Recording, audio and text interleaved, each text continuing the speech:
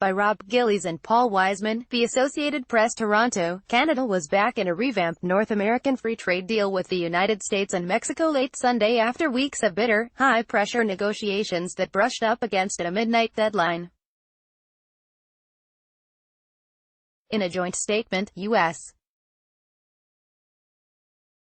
Trade Representative Robert Lighthizer and Canadian Foreign Affairs Minister Chrystia Freeland said the agreement will strengthen the middle class, and create good, well-paying jobs and new opportunities for the nearly 500 million people who call North America home. The new deal, reached just before a midnight deadline imposed by the U.S., will be called the United States-Mexico-Canada Agreement, or USMCA. It replaces the 24-year-old North American Free Trade Agreement, which President Donald Trump had called a job-killing disaster. The agreement reached Sunday gives U.S.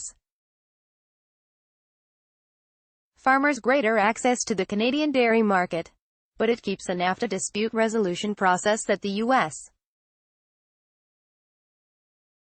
wanted to jettison and offers Canada protection if Trump goes ahead with plans to impose tariffs on cars, trucks and auto parts imported into the United States.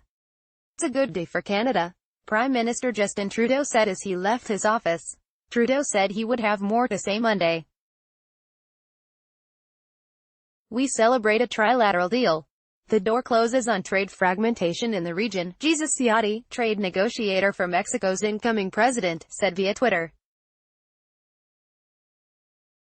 Representatives for the government of Mexican President-elect Andrés Manuel López Obrador have called a press conference to discuss details of the trade deal on Monday.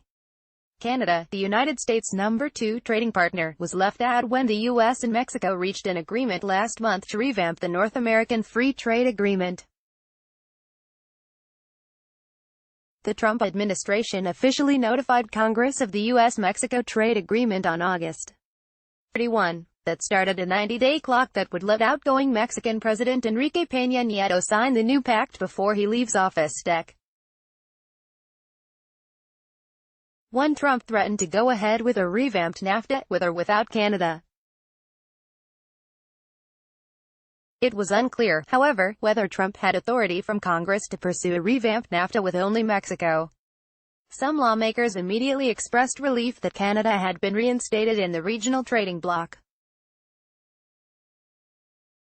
I am pleased that the Trump administration was able to strike a deal to modernize NAFTA with both Mexico and Canada, said Senate Finance Chairman Orrin Hatch, R. Utah.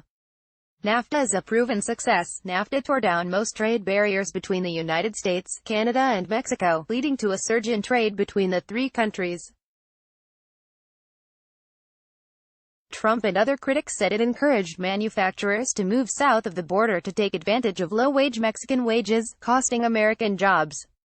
Trump campaigned on a promise to rewrite NAFTA, or get rid of it. Talks on a rewrite began more than a year ago. To placate Trump, Mexico agreed in August to provisions that would require 40% to 45% of a car be built in countries where auto workers earn at least $16 an hour to qualify for NAFTA's duty-free benefits. It was surprising that the United States found it easier to cut a deal with Mexico than with Canada, a longtime ally with a high-wage economy similar to America's. When this got started, Canada was the teacher's pet and Mexico was the problem child, said Michael Comunas, president of Monarch Global Strategies and former U.S.